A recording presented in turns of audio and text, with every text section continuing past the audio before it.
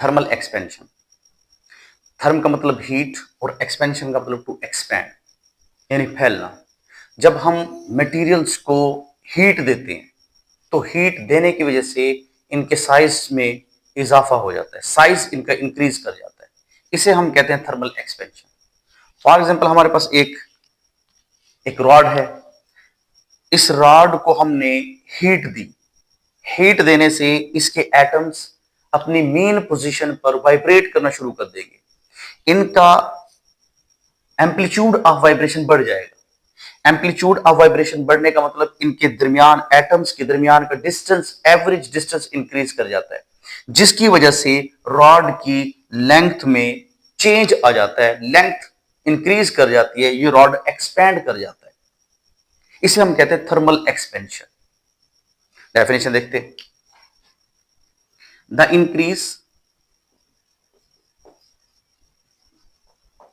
Increase in the size. The increase in the size. अब size में तीन चीजें शामिल होती हैं। Number 1 length,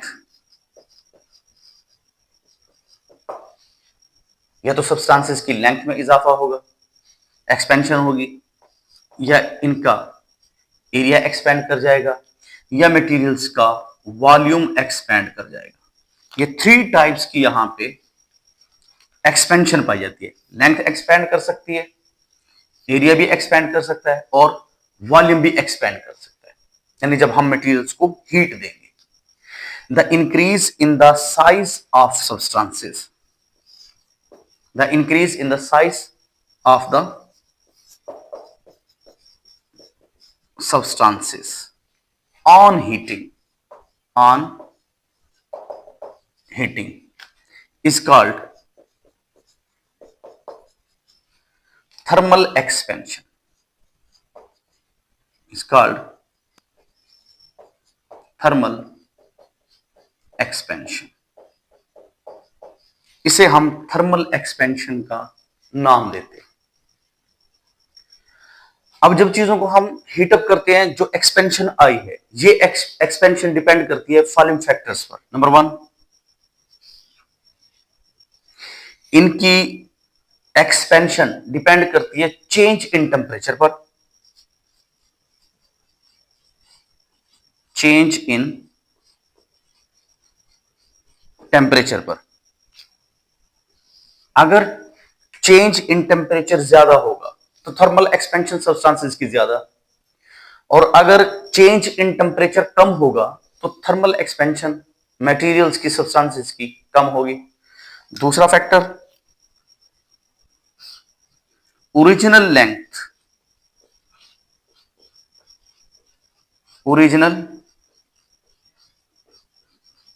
original length of the materials. Materials की ओरिजिनल लेंथ के ऊपर भी डिपेंड करता है। अगर मटेरियल की लेंथ, ओरिजिनल लेंथ ज्यादा होगी तो थर्मल एक्सपेंशन ज्यादा, और अगर ये लेंथ कम होगी तो थर्मल एक्सपेंशन कम होगी। Third one nature of the material. Nature of the material. Material की थर्मल एक्सपेंशन नेचर के ऊपर भी डिपेंड करती है।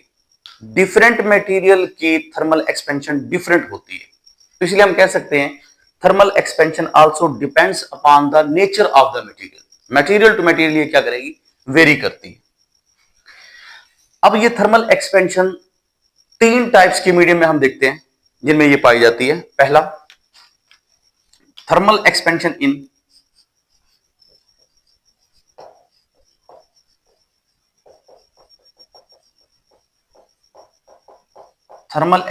In solids. ये थर्मल एक्सपेंशन सॉलिड में भी पाई जाती है। दूसरा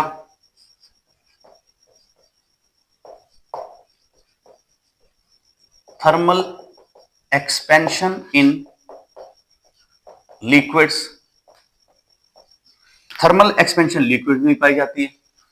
लिक्विड्स भी हीट करने से एक्सपेंड करते हैं सॉलिड की तरह। और थर्ड वन हमारे पास है थर्मल एक्सपेंशन इन गैसेस, यानी गैसेस में भी थर्मल एक्सपेंशन पाई जाती है। हमारा जो इंटरेस्ट है, इंटरेस्ट ऑफ टॉपिक हमारा थर्मल एक्सपेंशन इन सॉलिड्स और थर्मल एक्सपेंशन इन लिक्विड्स है। तो हम बात करते हैं थर्मल एक्सपेंशन इन सॉलिड्स की। आज हम स्टडी करते हैं thermal expansion in solids.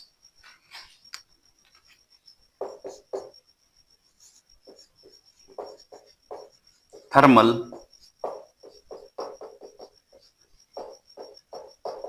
Expansion in solids. Solids किस तरह से एक्सपैंड करते? Heat, there are three types of thermal expansion in solids. Solids में फिर ये थर्मल एक्सपेंशन मजीद तीन टाइप की पाई, थ्री टाइप्स होती है। Number 1,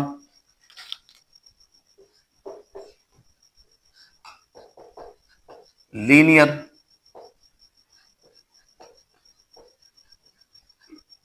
thermal expansion.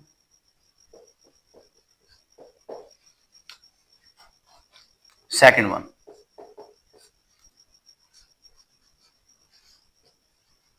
Surface thermal expansion.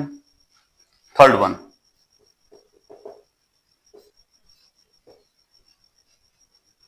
Volumetric thermal expansion. ठीक है, सॉलिड्स में तीन टाइप्स की thermal expansion. Number 1, linear thermal expansion, surface thermal expansion और साथ में वॉल्यूमेट्रिक थर्मल एक्सपेंशन। ये तीन टाइप्स की एक्सपेंशन पाई जाती है। तो हम पहले देखते हैं linear thermal expansion in solids.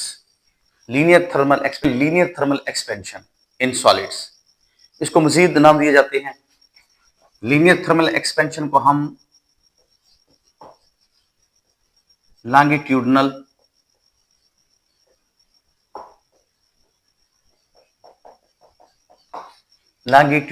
Thermal expansion भी कहते हैं।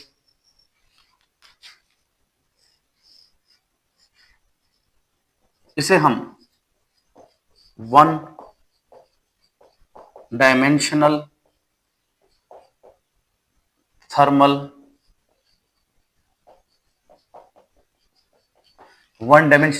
एक्सपेंशन का नाम भी देते हैं। लीनियर थर्मल एक्सपेंशन को हम एक्सियल थर्मल एक्सपेंशन भी कहते हैं। लीनियर थर्मल एक्सपेंशन को हम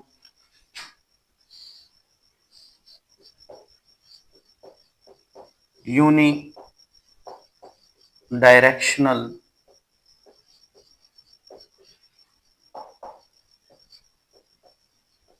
थर्मल एक्सपेंशन का नाम भी देते हैं।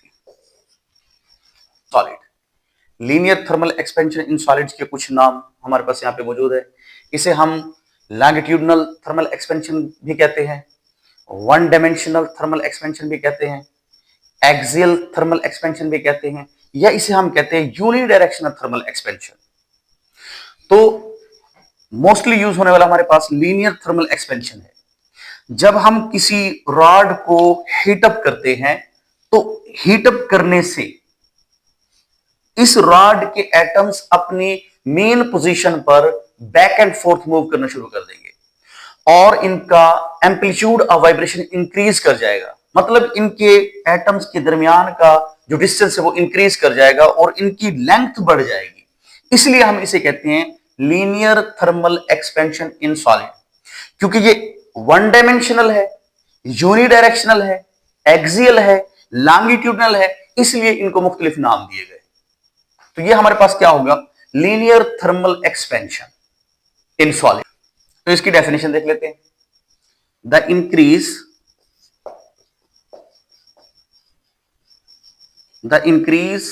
In the length length of the solid on heating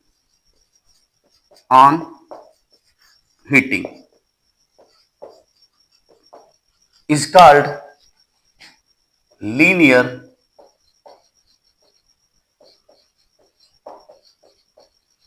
thermal expansion।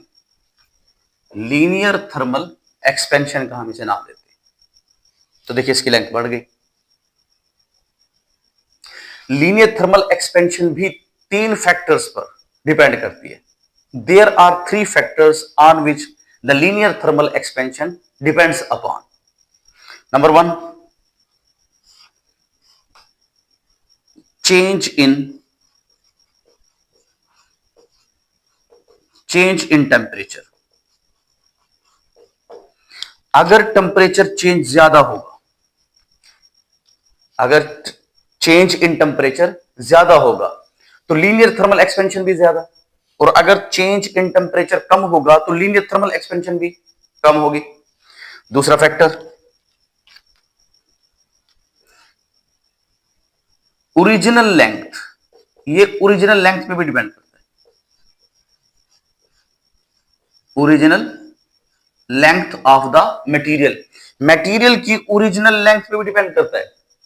अगर मटेरियल की लेंथ, ओरिजिनल लेंथ ज्यादा होगी तो लीनियर थर्मल एक्सपेंशन ज्यादा, और अगर इसकी लेंथ, ओरिजिनल लेंथ कम होगी तो लीनियर थर्मल एक्सपेंशन भी क्या होगी, कम होगी। और थर्ड वन है हमारे पास nature of the material. Nature of material, linear thermal expansion nature of material के ऊपर भी डिपेंड करती है। यानी ये मटेरियल, ये सब्सटेंस डिफरेंट मटेरियल की हो सकती है, तो हर मटेरियल की लीनियर थर्मल एक्सपेंशन अलग से होती है। That's why linear thermal expansion also depends upon the nature of the material. अब हम इसकी करते हैं कैलकुलेशन, लीनियर थर्मल एक्सपेंशन की कैलकुलेशन।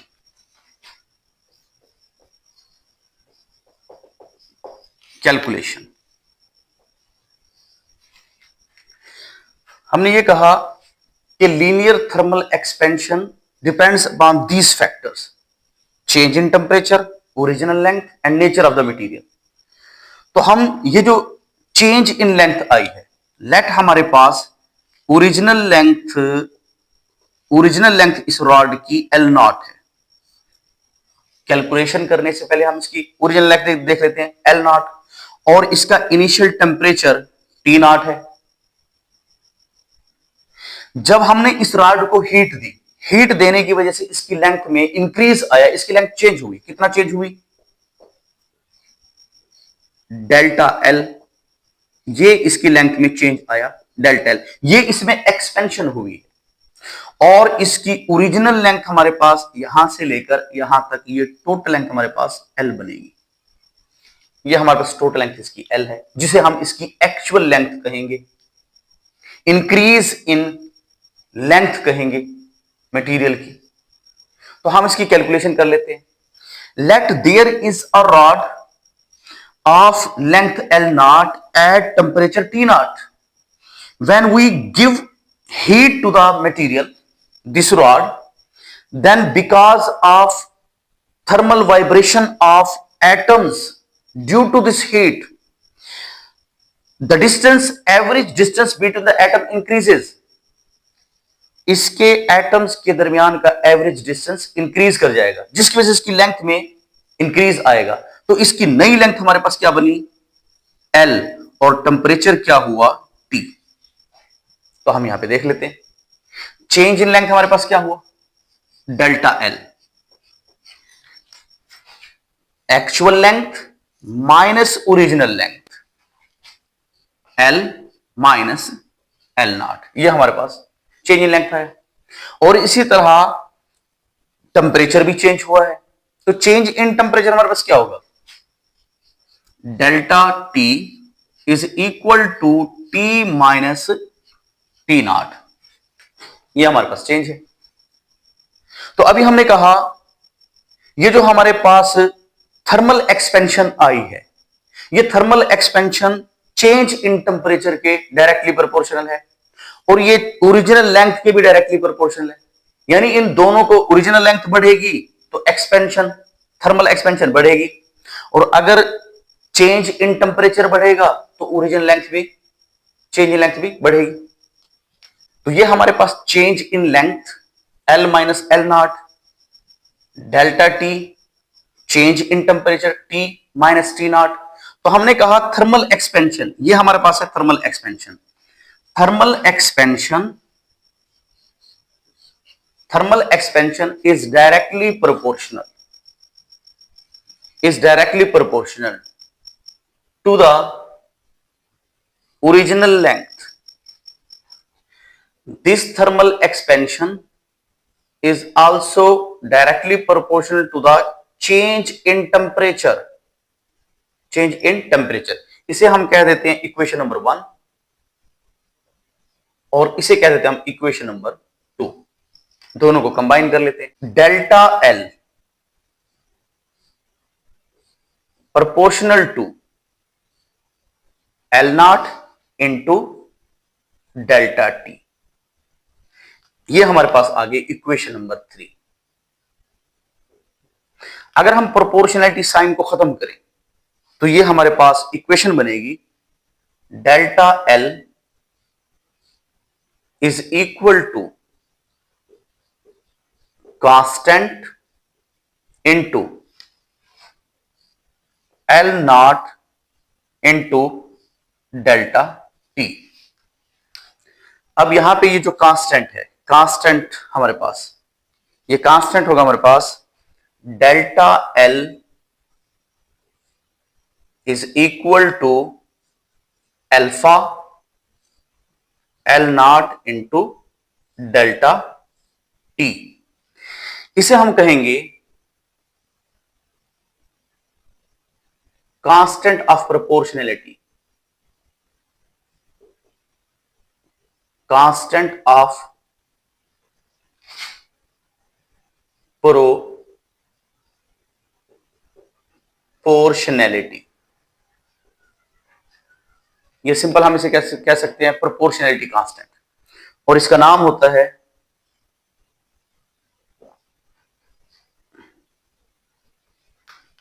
इसे हम कहते हैं कोएफिशिएंट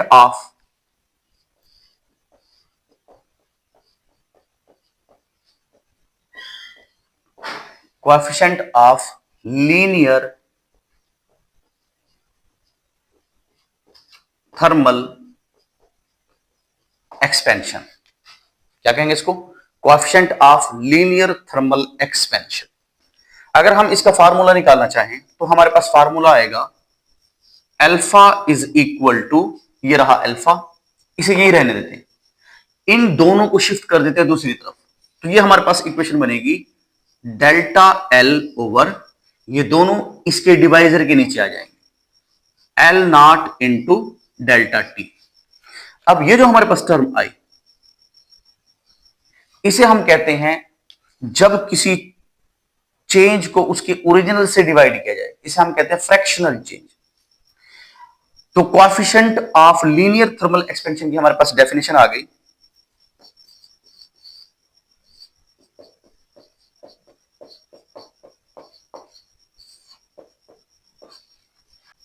तो हमारे पास coefficient of linear thermal expansion की डेफिनेशन आ गई, the fractional change in length,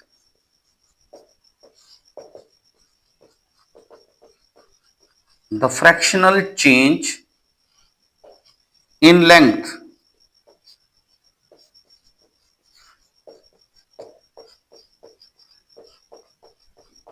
per Kelvin change in temperature, per Kelvin change in temperature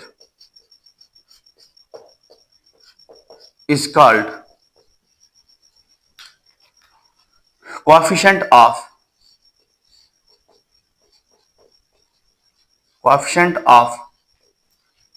linear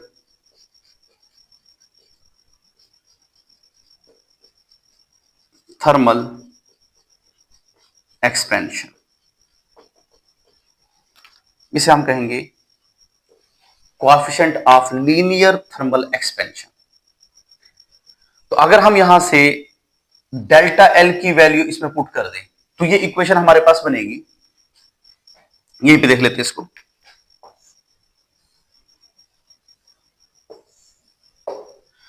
हम डेल्टा एल की वैल्यू को पुट करते हैं तो ये बनेगा हमारे पास L minus L naught is equal to alpha into L naught delta T. अगर हम एल नॉट को दूसरी साइड पे शिफ्ट कर दें तो ये माइनस का है, दूसरी तरफ जाकर के ये प्लस का हो जाएगा। तो ये बनेगा हमारे पास L is equal to L naught plus alpha L naught delta T.